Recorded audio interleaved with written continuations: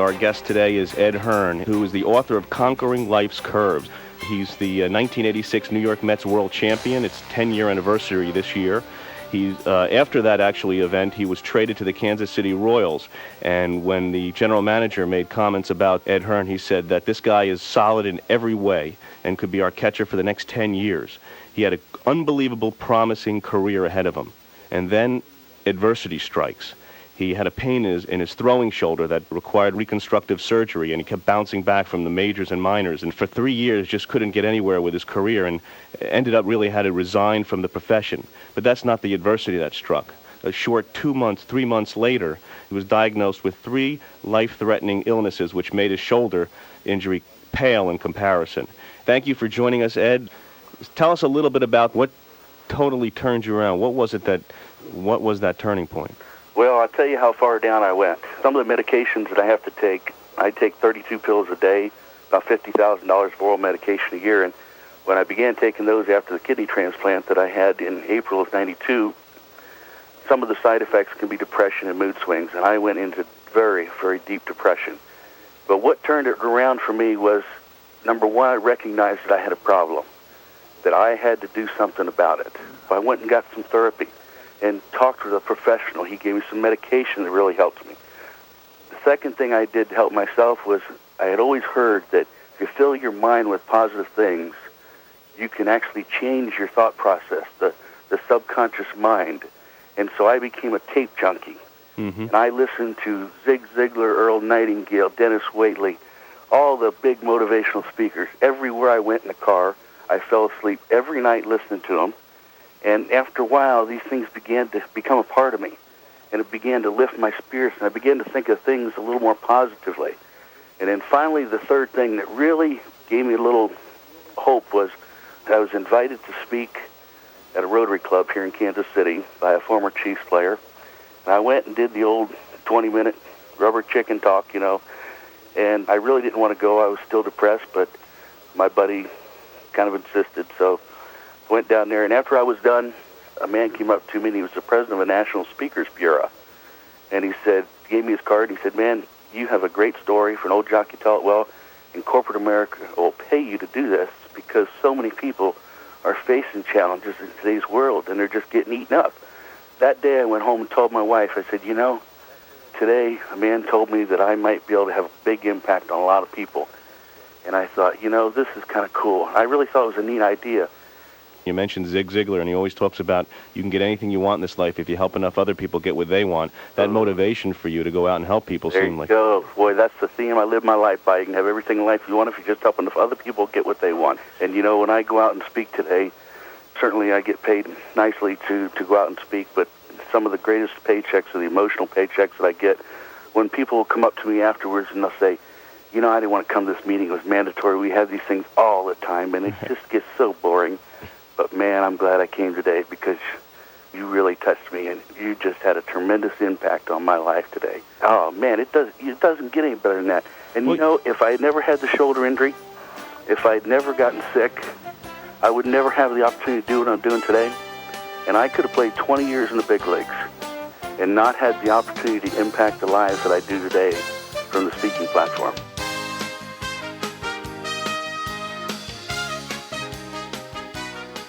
Imagine for a moment that it's the end of your life.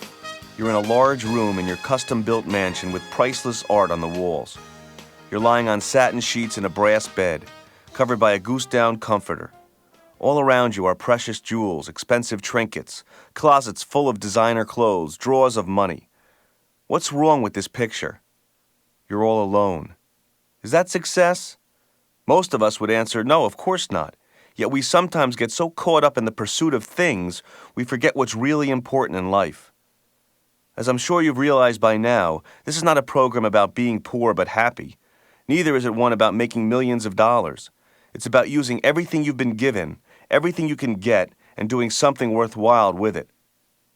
Charles Garfield has made his life's work studying peak performers, how and why they do what they do. Contrary to what many people think, money is not a sufficient motivator for high achievement. Here's what Garfield has found.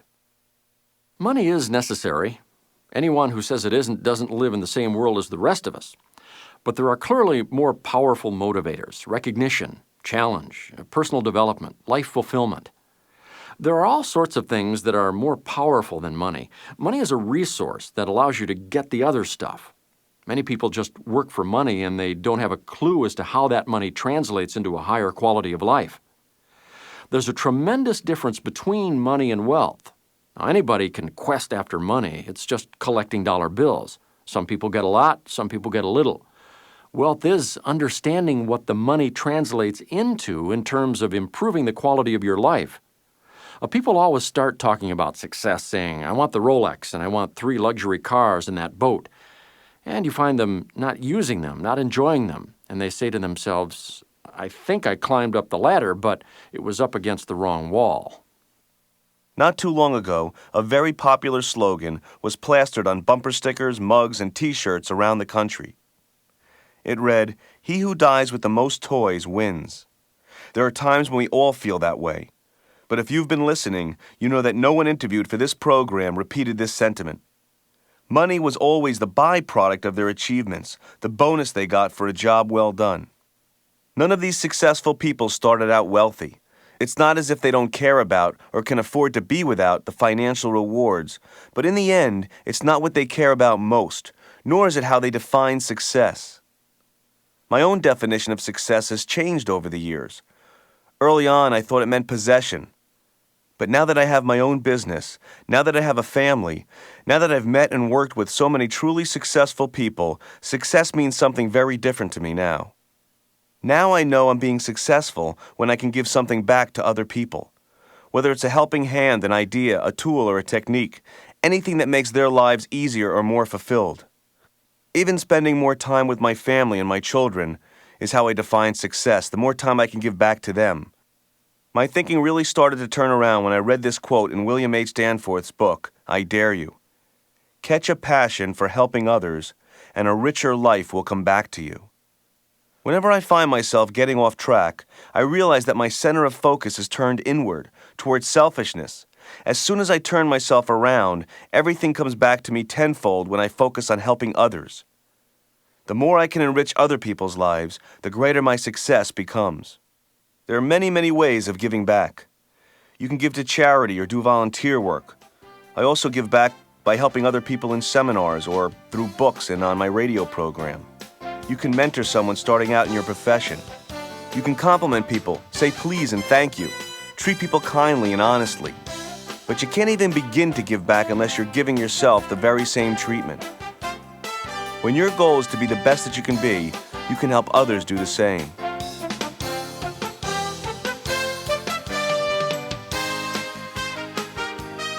As you've listened to this program, you've gathered advice from peak performers in all areas of life as to how you can live your life most successfully. Their advice has been worthwhile and helpful, I'm sure, but now I'm going to divulge to you the ultimate, absolute, last word, final secret to success in life, and that is gamble, cheat, lie, and steal. For instance, gamble. Gamble your best shot in life. Take a risk. Go after what you want and give it your all. Cheat. Cheat those who would have you be less than you are. Success is the best revenge. Lie. Lie in the arms of the ones you love, those who surround and support you. Family, friends, teammates, colleagues, associates. Treasure the people who treasure you. And steal. Steal every second of happiness you can. There's nothing more precious. Got you there for a minute, didn't I? I bet you thought I lost my marbles. Or maybe some of you thought I was making sense. Well, it only goes to show that there's something good hidden inside everything, no matter how bad it seems at first glance. So use my definitions, gamble, cheat, lie, and steal all you want. Let's talk about how to do that in more depth, beginning with gambling. As far as we know, we only have one shot in this life. Nobody wants to let it slip by, to be left at the end with nothing but sorrow and regrets. Life is not meant to be lived by looking backward, thinking about what might have been done differently. All we have is this present moment, and we owe it to ourselves to be living it right now 100%. Here are 2 ways to make that happen. First, serve the people as best as you can. No matter who you are, no matter what business you're in, everyone has a customer. What can you do to increase your service? Second, put in the best effort possible. As simple and corny as it sounds, you get a wonderful feeling from hard work. Knowing that you've done your best at something, regardless of the outcome, makes you feel alive and energized. It also allows you to enjoy the times when you're not working. You can stop at the end of a day satisfied that your work is done, and your time is now your own. Especially when I spend time with my family on the weekends, I don't have to look over my shoulder and wonder what I didn't do. I can enjoy the quality time and not think of the work I didn't do during the week, and then really focus on the quality time with my children and wife. Giving everything you do your best shot comes back to you twice over. First, it gives you the satisfaction and fulfillment of accomplishment. And second, you'll always get something back from taking a considered risk. Even if it doesn't come out as planned, you'll learn something from the effort. It may feel like a risk to jump into something 100%, particularly if it's something new and different, but you never know how it will pay off, especially if you think more about serving others and less about how you will fare in the situation. And thinking about others first will ultimately benefit you, as Jack Canfield explains. Always give people more than they expect, and it comes back to you like a tidal wave. Someone once told me, always give people 25% more than they expect. For instance, he wanted to have a pool built. He asked for an estimate. When the pool man said $10,000, he said, "Great, I'll pay you $12,000. But what I want is for you to build this pool as if it were going into your own backyard." What he got was the best quality, best built pool in town. Most people do the opposite. If someone says he'll paint your house for $800, you say, "How about $650? He might do the job for $650, but what are you going to get? This give them more than they expect philosophy is something that Jack Canfield and I have in common. In my seminars and training sessions, I always try my hardest to go beyond what my clients expect. I'll spend time with them on interviews and research to learn their business. I'll even interview some of their customers to find out what their expectations are and actually tape those interviews and play them back during the training session. That extra effort goes a million miles. And why do I do that? One, because I believe I owe it to them, and two, because I know if I do, I'll get asked back again and again and referred to other clients. It's good for me, and it's good for them. A classic win-win situation. Giving 100% effort to what you're doing can be the most positive force in your life, as long as you maintain a balance with other areas. When super athlete Bruce Jenner was in the Olympics in 1976, he was so obsessed with his training, practice, and performance, he gave up on the rest of his life. He now sees things in a different light and never wants to get himself into a similar situation, as he now explains. I see people in the business world who are so obsessed with the game of business it takes away from the rest of their lives. There's a time for business, for getting ahead, for doing what you have to do, and those 8 hours or whatever they are have to be totally focused on what you're trying to accomplish. But you can't give up the rest of your life, your friends and your family, because when you're laid out in your casket, there aren't going to be too many business partners standing over you. So don't get so obsessed with business that you can't enjoy life. The second secret to success in life is to cheat. Cheat those who would have you be less than you are. You can always find people willing to tell you it can't be done. It doesn't even matter what it is. Someone is bound to have plenty of reasons it won't work and plenty of time to share them with you. Some people will be jealous. They won't want you to succeed. That's just life. They think that if someone else succeeds, it will lessen their chances. They don't know about the law of abundance in the universe. There's plenty of room for everyone, and the more abundance you create, the more there is to spread around. There are those who would make themselves less than they are. They convince themselves that they are losers, that they can't do anything right, that they may as well not even try to make things better because they will certainly fail. If you want to live your life as a loser, there are any number of ways you can do it. But remember, failure is something that happens to you, not something you are. Even if nothing you've ever done before has come out right, there's always hope for the next time, provided you've learned from what has gone before. There are also those who make themselves less than they are by behaving as if they're more than everyone else. I'm sure you've met a few people like that. People who think they know it all, who think that somehow they're above the rest of humanity. The most successful people I've met and worked with, the ones you'd think would have the most reason to have inflated egos, were always the most unassuming, the most down-to-earth, the most ready to lend a helping hand.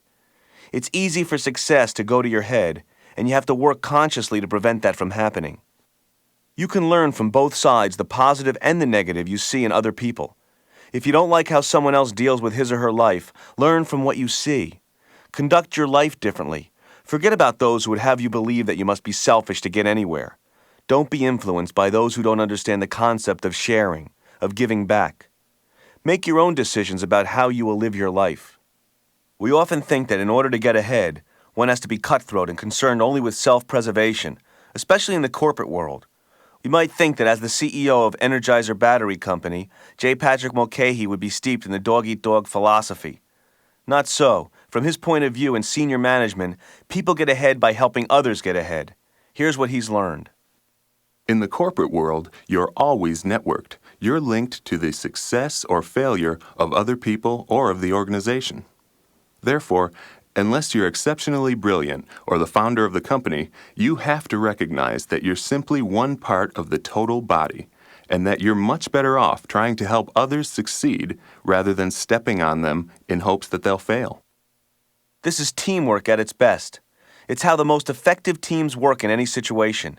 In sports, for example, even star players like Wayne Gretzky, Michael Jordan, and Bo Jackson had to learn to make their contributions to the game as part of a team. People who tell you that the best way to success is to concern yourself only with number one are forgetting that no one ever makes it alone. This is true in politics as well as sports. Although the public only sees the candidate win or lose, there's a whole team of people backing them up. And no one on that team can afford to be bringing the others down. Mary Madeline explains it this way. The personal qualities I grew up with, loyalty, dogged perseverance, and familial loyalty, are all present on a campaign. You're constantly motivated by helping. Well, it's a very synergistic effort when campaigns work. And the only way they do work is when the whole is greater than the sum of its parts. If you get a team you're used to working with, you can read each other's mind, you trust each other, and you're loyal to each other. There's nothing more gratifying than coming out at the end of something, even if you lose, if you individually and your team together have done the best they can, with everybody giving 110%. The third secret to success in life is to lie. Lie in the arms of the ones you love. This world is all about other people. It's human nature. We aren't meant to be solitary creatures. We're meant to have people around us to love, care for us, and support us. We are meant to have people around whom we love, care for, and support. We all know that there are negative people around. Avoid them whenever possible. Actively seek out those people who enjoy living, who support creative thinking and bold ideas, who are actively pursuing dreams of their own. Those are the people from whom we get our greatest inspiration. One such person is Dr. Fred Epstein, Chief of Pediatric Neurosurgery at New York University Medical Center. Dr. Epstein operates on children with brain tumors, many who have been diagnosed as terminal by other doctors. He believes it's the love and support of one human being for another that often gets a child and his or her family through the most difficult times. And it inspires him in turn, as he now explains. What keeps me motivated is that we're all human beings. We share the same planet and want the same things for our kids. I've never felt that as a physician or a surgeon I am in a different element, professional, social, or scientific, than the families I'm taking care of. I feel that if they had the opportunity, they would do what I do equally as well. I've always recognized my own fallibility. And I've always felt that the single most important thing for a family, when you're trying to help them through a cataclysm in their lives, is to show them you care. A television interviewer once asked me if I was someone who gives false hope, someone who could be accused of being too upbeat. I think it's a legitimate criticism, but it's the only way I can do what I do. Caring about people is the only way Dr. Epstein can do what he does. That's inspirational. If everybody felt that way about their jobs and their lives, what a world this would be. It's hard to imagine that there's really any other reason for being here on Earth other than to serve others. For his book, Life After Life, author Raymond Moody interviewed many people who've had near-death experiences. They all related similar experiences. After supposedly being declared dead, they would leave their body, go through a tunnel, and be greeted by a beam of light. And they would be asked two questions. What did you learn in this lifetime? And how did you expand your capacity to love? It would seem that these are the two ultimate measures of a successful life. How much have we learned, and how much have we loved? No one was asked what their profession was or how much money they made. No one was questioned about where they went to school, what kind of clothes they wore, or how much their sneakers cost. They were asked how much they learned and how much they loved.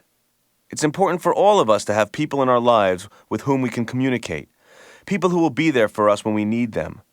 Boxer Shannon Briggs has had his ups and downs in life, but to him, what counts more than any knockout is his friends. Here's why. A true friend is worth more than anything you can imagine. And one thing about me, I'm always trying to help somebody. Not that I want you to remember this, but I know that if I help you, I might need you someday. I might meet a person today and they might tell me some sad story and I might fall for it, but I'm doing it for a reason. Because if I ever need them, hopefully they'll be there for me. I know what it is to need help. I know how important it is to have somebody.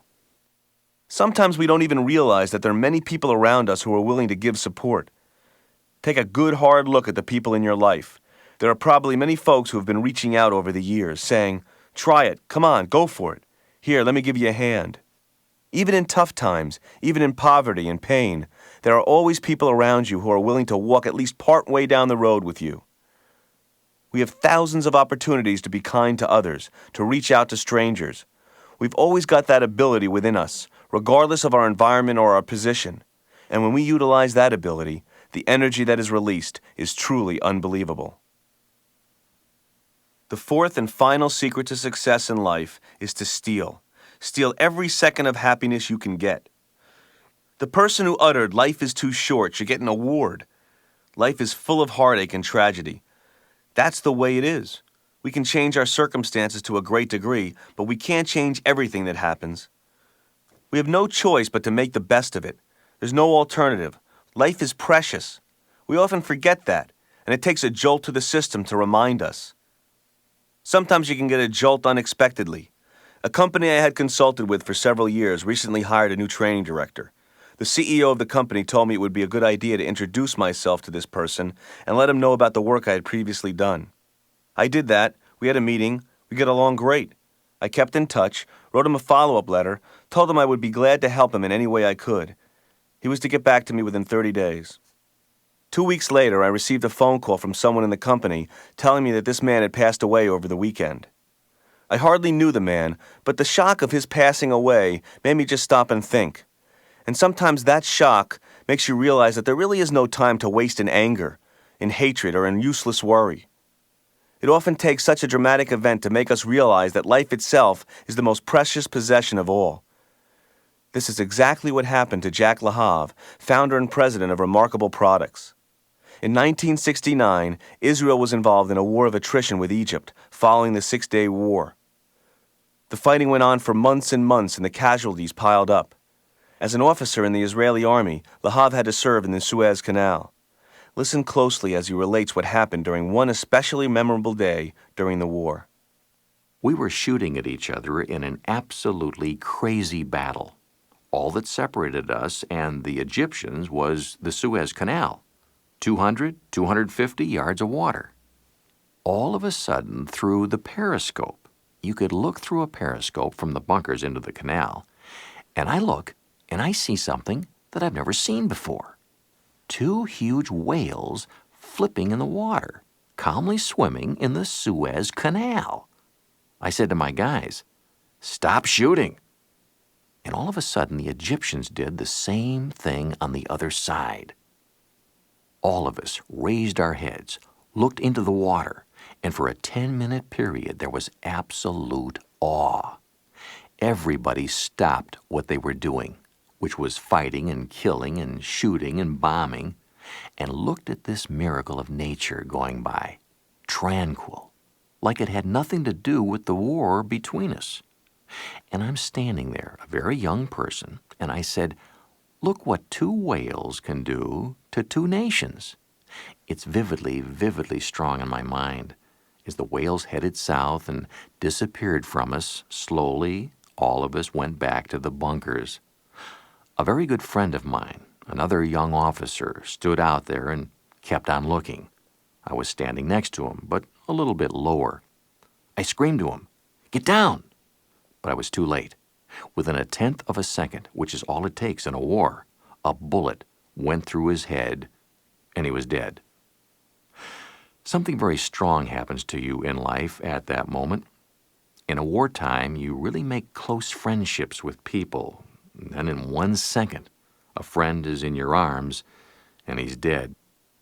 I realized we come to this planet for a short visit. It could be 10, 20 years, might be 80 or 100 for the very few and the very lucky. And you get a chance to contribute, to do, to set your goals, and you never know when it could end. It could end for you tomorrow at a traffic light because somebody didn't stop because it was drunk, on an airplane where you have no control over what will happen, or anywhere. I realized then and there, hey, mister, you have a chance. You don't know what this chance is like. Go and get the most out of it. Albert Einstein, one of the greatest thinkers of all times, was thought by some to be an alien from another planet because he was so much more advanced than anyone else on Earth. He studied not only physics, but metaphysics as well. Who better, then, to answer the ultimate question, why are we here? When he was asked this question, Einstein answered, to serve mankind. How can we best serve mankind? By finding out what it is we do best, by discovering and exploiting our potential, by being passionate about our work and our lives, by utilizing our talents to aid others, by reaching the goals we set for ourselves without trampling on others, by claiming the reward of being the best that we can be, by using success to improve not only ourselves, but the world around us, and by realizing and cherishing the value of being a diamond in the rough.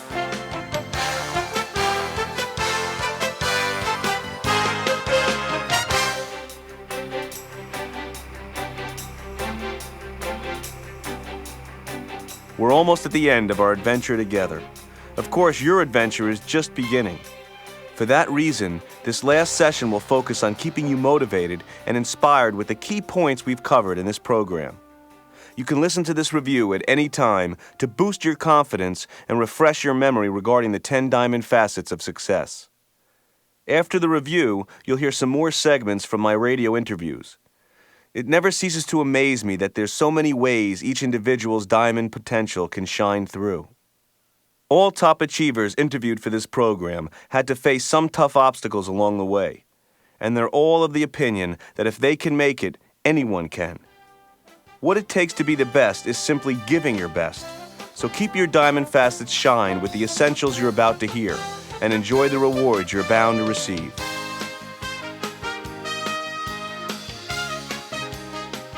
Facet number 1, shining through with a positive attitude.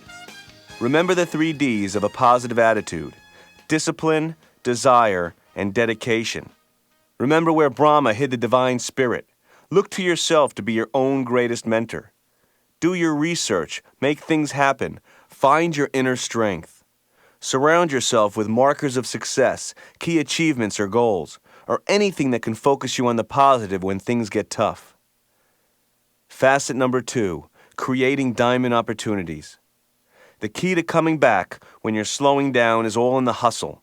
Give that extra effort that leads to the 3 C's: confidence, consistency, and competence, which together equal success. Focus on the positive. 92% of all our worries are unnecessary. If you're constantly concentrating on failure and disappointment, that's what you'll get. Your mind is the best tool you'll ever have to create a positive, successful environment.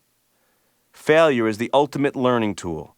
Every disappointment teaches a positive lesson. You just have to look for it. It's only when we make the same mistakes over and over again that we failed. It's in times of adversity that we grow the most. Success is our greatest revenge. When people are discouraging or critical or trying to tell us we can't do something, use your "I'll prove them wrong" energy as a motivator to push you into action. Once you perceive a problem or an obstacle, learn from it as quickly as you can and then move on. Don't bathe in defeat. If you made a mistake, understand that you'll do it differently next time. Dwelling on previous failures causes you to fail in the future. Facet number 3, transforming fear into fuel for success. Fear, F-E-A-R, is an acronym for false evidence appearing real. So the first step in taming any fear is to analyze what is real and what is not. It's the unknown that frightens us, and our imaginations fuel the fear. Preparation and action are the greatest combaters of fear. The only way to conquer any fear is to study all you can and to prepare in every possible way. You can reduce your fear by increasing your knowledge and focusing your nervous energy on the preparation instead of on your imagination. Focus on the positive. In any negative situation, failure or setback, look for the good that comes out of it and the lessons that can be learned. Whether you're born to be a 50-gallon barrel or a 10-gallon barrel, be sure you fill it up to capacity. Facet number 4, living your passion. Passion and enthusiasm are the great equalizers. They can help us over obstacles and can often make up for deficiencies or lack of skill in a given area. 2 steps are necessary to keep enthusiasm going: learning as much as possible before we take action and reviewing our accomplishments and successes. Look into your past and think of times when you did your best work and were most fulfilled. Write down those experiences, exactly what you were doing and how you felt about it. Write down your mission or purpose in life. Write a paragraph about what you want to accomplish based on your passion. Put this sheet of paper somewhere where you can see it every day. Once you have an idea of what you want to do, the process of research and discovery begins. Read everything you can get your hands on. Make contact with people in the industry. Write, follow up, be tenacious and persistent in accomplishing your goals. Leave no stone unturned. Expose yourself and your children to many different things until you find the one thing that sparks your interest. Plant seeds in many areas that interest you without worrying about how they will come together. Don't forget to explore the possibility that the diamond you seek may be buried in your own backyard. So many times it's not what we're doing that's the problem, it's how we're doing it. Use Bill Bradley's 2-step method.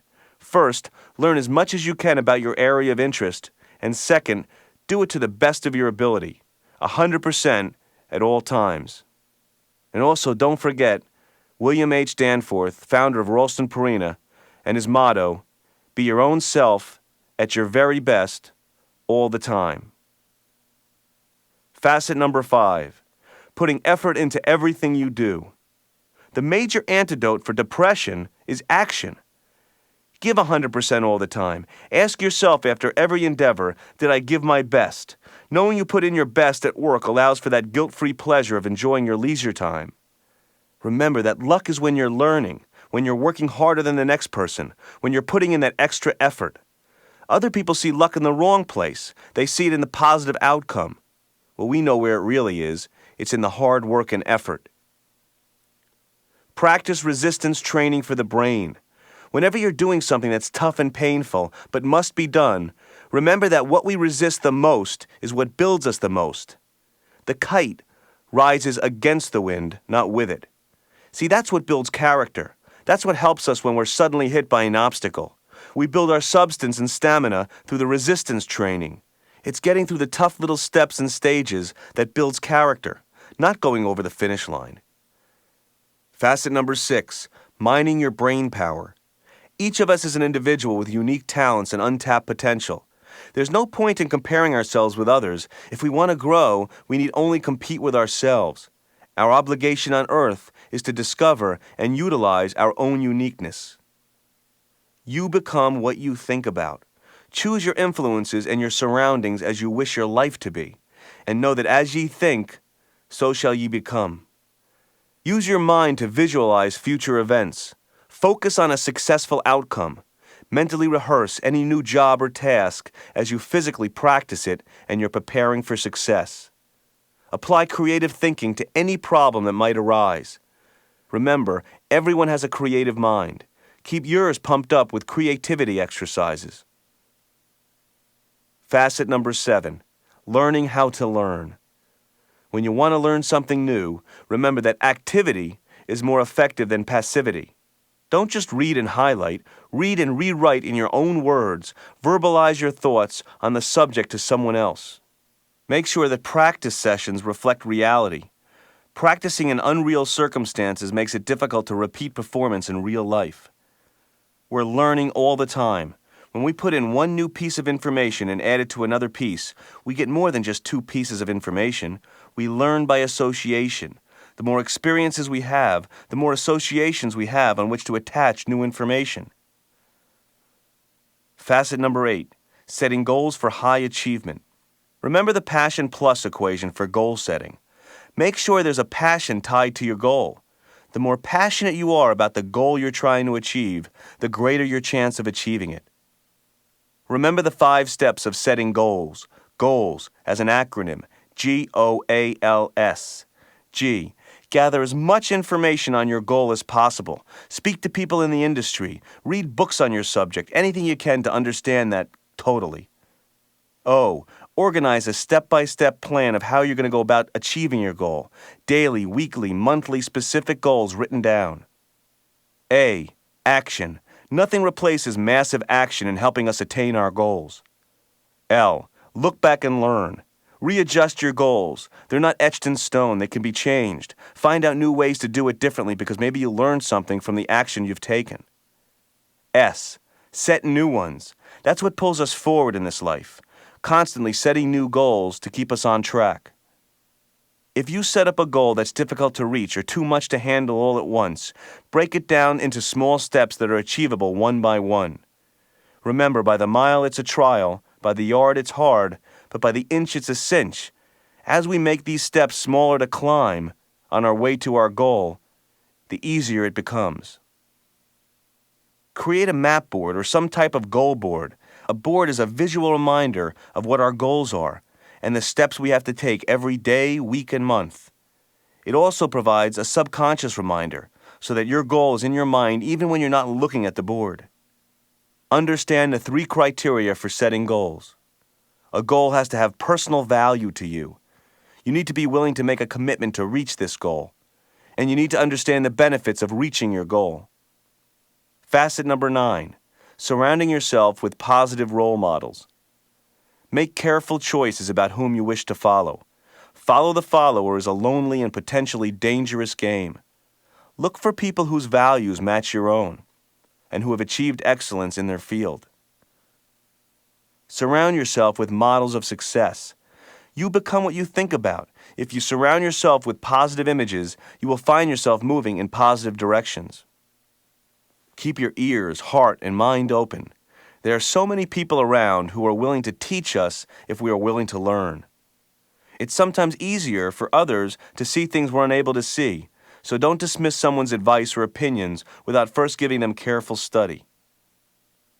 Expose yourself to a variety of new and challenging situations. Network constantly. You never know who out of all the people you meet will be the one who can help you achieve your goals.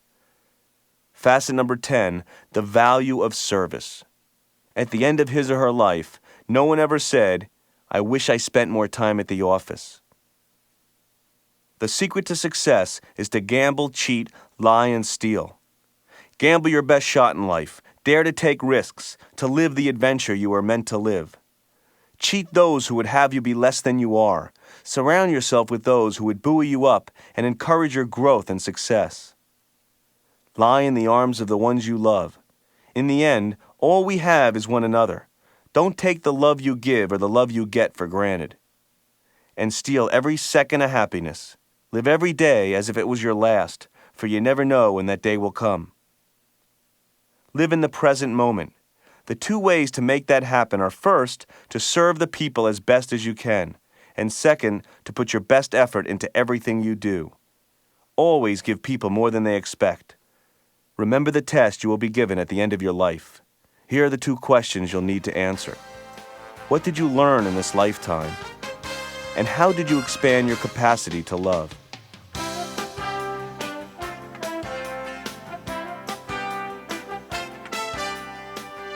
Welcome again to an exciting show, and I'll tell you why it's exciting, because we have the gold medal winner. We have the world's most famous athlete, Bruce Jenner, with us this evening, and Bruce Jenner captivated the world when he broke the world record by scoring 8,634 points in the decathlon at the 1976 Olympic Games in Montreal and earned the title World's Greatest Athlete. He has been a broadcaster, producer, promoter, actor, author of several books, guest host of Good Morning America, and judge in the Miss America pageant. He has his own line of fitness products, has done more motivational speaking than anyone since Norman Vincent Peale. And one of the things that Bruce does well is he's a loyal supporter of many nonprofit and charitable organizations like the Special Olympics, and he serves on the Council of Champions there, and like all top achievers, gives back tremendously. And thanks for coming on, Bruce. I appreciate it. And I think one of the things that I like to have people on the show who've not given their success on a silver platter, obviously you've earned it. And can you talk about adversity and what lessons you've learned or in your lifetime? And First of all, everybody goes through adversity. There's no person out there who's been successful who hasn't lost it, who hasn't made mistakes. You're going to make mistakes along the way. You're going to have to overcome tremendous adversity in your life. No question about it. You know, life is full of adversities. My biggest one was I got to a point in my career I just didn't know how to get to the next level. I started getting scared. I would go to the starting line, and of course I would want to win. I would want to do well. And everybody wants to do well when they go into the meeting, and they want to make the sale. Of course you want to make the sale. But I lost something down deep inside. I started losing confidence in myself. I was working so hard, but getting right back up to the same level. It's like a salesman works all year long at a business. And then all of a sudden, at the end of the year, the business is exactly the same as it was the year before. You know, and all of a sudden you think, well, maybe that's just as good as I can be. Maybe that's just all I can sell in 1 year, you know? And it comes down to the commitment that you make to yourself. I wound up losing a meet. I no-highted in the vault a year before the games. That experience, although I thought it was such a tragedy when it happened, because I want to stay undefeated for the last 3 years of my career, I was devastated by it. But all of a sudden, it made me sit down and think about, what is my commitment level? How committed am I to this thing? How bad do I want to win? I had to ask myself some questions. Do you want to win the games? Of course I want to win the games. It's a year away. And then I took it one step further. I said, is winning the games the most important thing in my life? Is winning the most important thing in my life? And I didn't have an answer for it, you know? It was funny. I was thinking about being a well-rounded human being, keep the insurance business going, family, friends, all these other things in my life. Keep these things going because you want to be a well-rounded human being. Don't put all your eggs in this one basket. My gosh, what if you lose? It's going to kill you. It's going to be tough. It'll be devastating. So hold yourself back that little bit, you know? And that's what was hurting me. And so it's a wake-up call. To answer the question, I had to dig down where that champion lives down deep inside of me, and I think everybody else out there. And answer that question. How important is winning to me? How important is success to me? And basically I said, well, first of all, if you say no, it isn't the most important thing in your life because I'm thinking about being a well-rounded human being, do this, do that, all these other things. I said, you're kidding yourself. I mean, every day when you wake up, the food you consume is food for energy to train. You know, you spend 6 to 8 hours a day, every day physically on the track. You're spending the rest of the time thinking about what you should be doing when you're back on the track, thinking about competition. At night, you dream about the games, you dream about competition coming up. You're totally consumed with this, you know? And so I had to say to myself, hey, look, I'm a good enough human being. And I think most people out there can say the same thing. They're a good enough human being that if they do have failure, okay, which does happen once in a while, that I can live with it. I'm smart enough. I got a good family structure. I've got friends. Right. You figure out what support crew, you know, that can support me. And I will deal with failure on the 30th of July in 1976, not a day before. I have to go after winning. So I said to myself, yeah, winning the games is the most important thing in my life. I took my commitment level almost to a life or death situation. To get that high, I had to. I remember reading about that, going all out. And and I went to the next meet, and I was a different human being. Yeah. I broke the world record, scored 8,524 points in the next meet, broke the world record, got my 8,500 points the year before the games, had the world record before the games, and knew that was the attitude I needed all the way through the game. So to get to that level, it was everything. It was my life. Everybody has a wake-up call, and that was yours, and it's great to know that, you know, that nothing pushes us forward like that.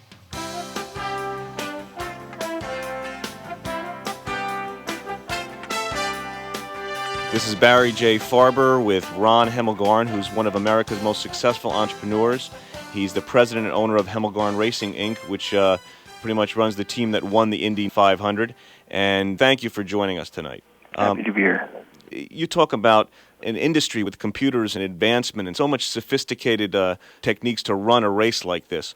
What goes on into the preparation before a race with the team, the pit crew, the chief mechanic, the driver, the communication, the preparation, the training, the mental, the physical, whatever goes into. I want people to understand that the amount of time that goes into that before a race that happens. Maybe that's what 100th of % of the time that's prepped for it. Well, I think, obviously the funding is astronomical. It costs us about $350 per mile to run that race car. And when you're running thousands and thousands of miles during the season, that adds up to millions and millions of dollars. We're very fortunate to have Delta Faucet, who's been with us for 6 years, and they are just a tremendous sponsor. They have believed in us and trusted in us and have backed us through our good times and our bad times. That makes it very, very easy. They're not demanding people, and they accept the successes and the failures, and so they're really team players. And then also you have to have a team. You have to have a group of people who believe that they can win and that they can prepare the finest race car on the track of a given day. That team has to believe in the driver and believe that that driver, Buddy Lazier, can win the race, and they have to believe 110% towards that. They have to prepare that car with 110% effort. Every time they tighten a bolt, every time they take a bolt off, their concentration and dedication's got to be at a level that's far beyond the average, and it has to be at that 110%. And basically, at Indianapolis this year, we went in there very fast with a plan, with our sights set on winning that race.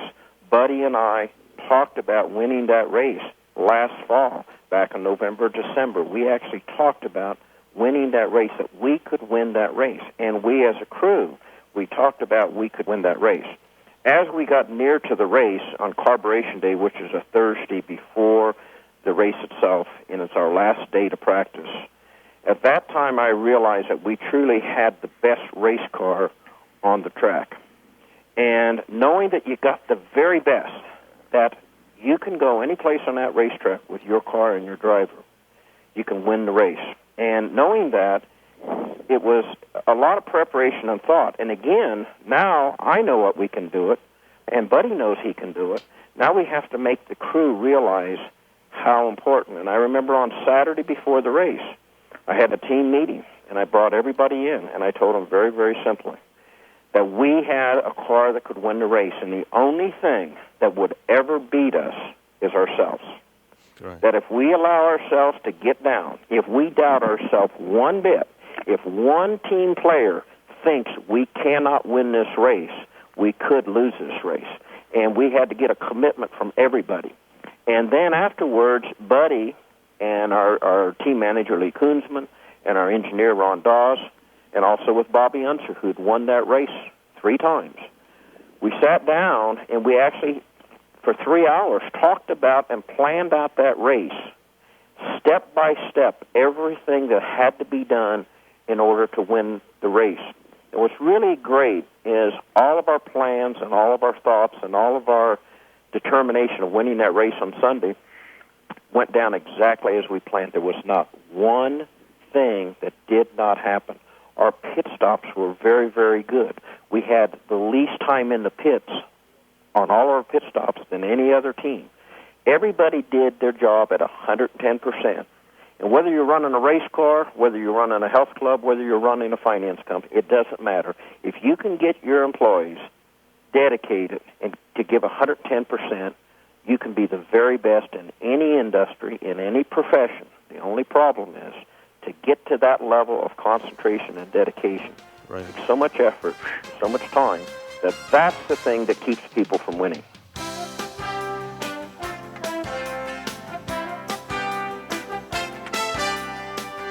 Evander Holyfield, Evander Real Deal Holyfield is on with us tonight.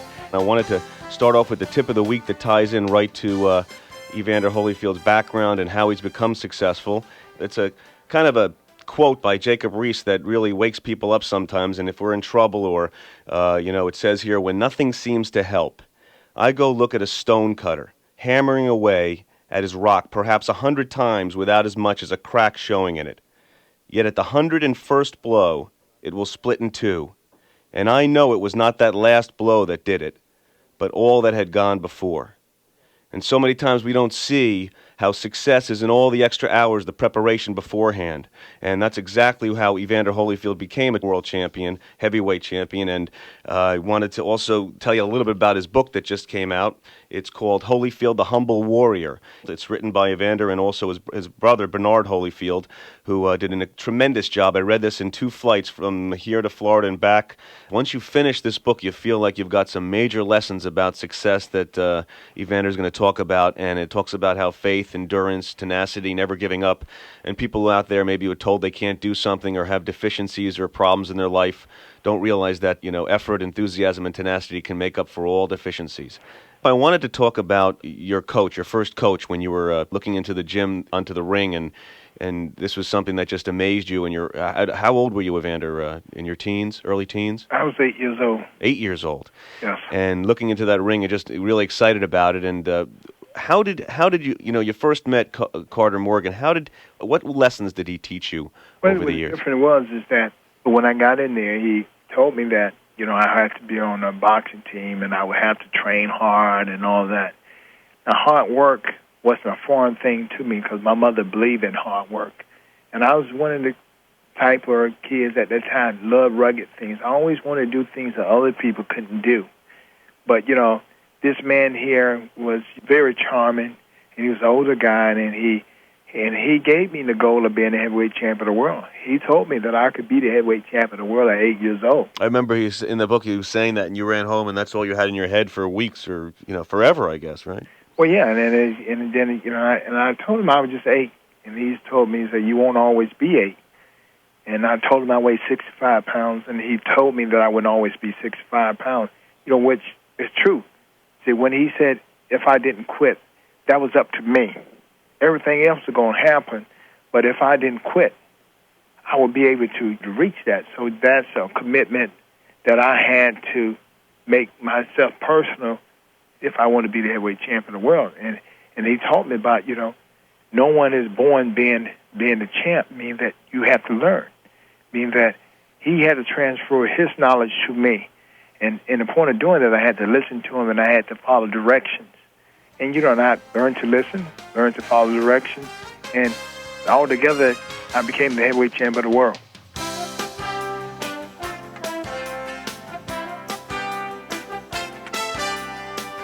I've got somebody coming on in a moment. His name is Don Rickles, and he's one of the funniest comedians around. He's a legend, and for over 35 years, he's appeared in top showrooms in Las Vegas and Atlantic City, and this is a dream come true for me. I've been a big fan, and so is my father, Don. Thanks for coming on. Oh, thank you, Barry, for having me on. Tell your father I thank him, too. Is there a time you had adversity in your life and something you've learned from it? Because I think the audience I like to share with all these top achievers from all different fields don't get things on a silver platter. It comes through long hours and years of hard work, and people don't see the behind-the-scenes effort. Was there a time where adversity hit you and it also gave you lessons later on? Well, Barry, in my beginnings, like anything else, this business is based on rejection. If you can't handle rejection, you're in a great deal of trouble. And so my whole career has been, at the beginning, was a great deal of rejection because I was doing something different, and in those days it was considered outrageous. And so if you can survive that and you keep going and people still come to see you, you got a good chance at the brass ring. So that's pretty much what happened to me. So as far as adversity, I would say, rejection at the beginning of my career. And when you get rejection, you just keep going. You swallow hard, and you just go back on the stage again and hope somebody else will understand it. Now, the biggest fear in the world, they say, even before death, is public speaking. Now, you have to get up in front of groups in comedy. I mean, that's even tougher than just a general speech. Is there something that you do to eliminate the fear of coming on stage? Is it the preparation? Is it something there that you do? A lot of people are fear of trying something new, going out on their own, trying something different. Not really, Barry. It's not a question of really being. It's a question of nerves.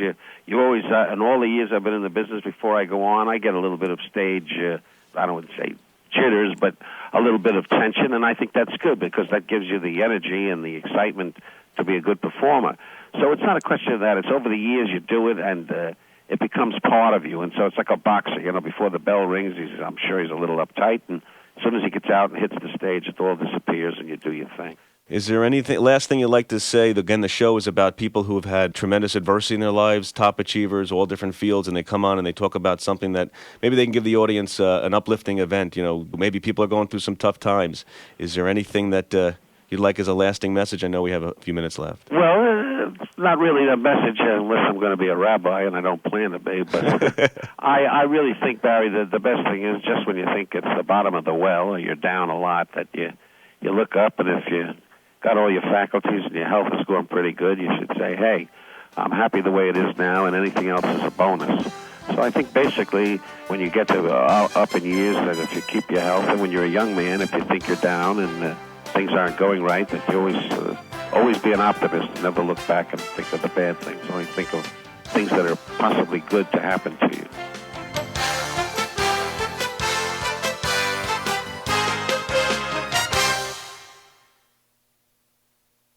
Hi, this is Dan Strutzel. At this moment, you're probably feeling excited, inspired, motivated, empowered, and most importantly, ready to apply the information you've just heard. We at Nightingale Conant want you to keep that feeling going today, tomorrow, and for the rest of your life, and use it to create the life of your dreams. But we know that's not always easy to do. I'm going to share with you a simple yet extremely effective secret that will help you to maintain the motivation you're feeling right now and really achieve the goals that first inspired you to listen to this program. It's called the Online Mission Statement Builder. In just 5 short minutes, this free, easy-to-use online service will give you a detailed, clearly defined, printed statement of your life's mission that will give you the power to truly accomplish any goal, spiritual, personal, or financial. Your mission statement will be like a guiding light, keeping you focused on what's important, the person you're becoming, the life you dream of, and the goals you plan on achieving, so your life unfolds exactly the way you want it to. Use this free service now, and you'll immediately propel yourself toward the achievement of your goals and dreams. I know, because thousands of people have already taken this opportunity and experienced rapid and dramatic life transformations as a result. This is your invitation to be next. If you're committed to having more, doing better, and living life to the absolute fullest, and you'd like to achieve those goals in record time, simply visit our website at www.nightingale.com/mission statement to begin the process. That's www.nightingale.com/mission statement. Remember, there is no cost for this powerful service and no obligation, but I do urge you to visit www.nightingale.com/mission statement now. If you hesitate, the momentum you feel now may fade away over the days and weeks to come. That's what happens to most people. They let their hopes and dreams pass them by. Please don't let that be you. Take action now, and you'll change your personal, professional, and financial future immediately and forever. Go to www.nightingale.com/mission statement today.